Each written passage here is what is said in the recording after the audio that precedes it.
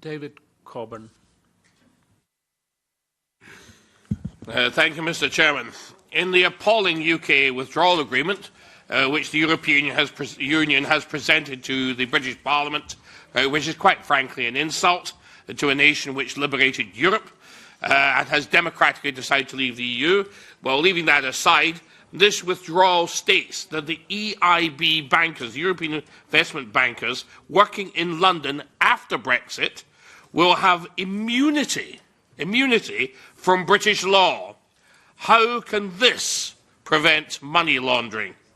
Furthermore, the UK must agree to not prosecute EU employees who are or who might be deemed in the future to be criminals.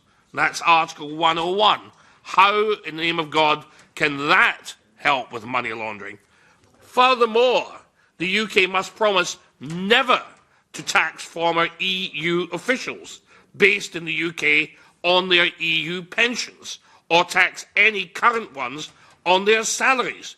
The EU and its employees are immune to UK tax laws. That's Article 104. I'm sure Mr. Mandelson and Mr. Kinnock will be delighted with that. But how, in the name of God, can you say that this helps with anti-money laundering? This establishment seems to be, I don't know what the collective of hypocrisy is, but let's say a mountebank of hypocrisy, or certainly a mountain of hypocrisy. I would like to hear the official view of how any of these things can possibly help with money laundering. It defies logic as far as I'm concerned. Does anyone want to comment? Mr. Mellon? Frankly, I am not entitled to comment on the withdrawal agreement which has been agreed upon. We don't have to comment on that. All you have to do is to say, do you think such articles which do exist in this agreement, are they something that you would consider a good idea to prevent money laundering? I think the withdrawal agreement goes far beyond the discussion that we are supposed to have today here, and I am not entitled to comment on these matters.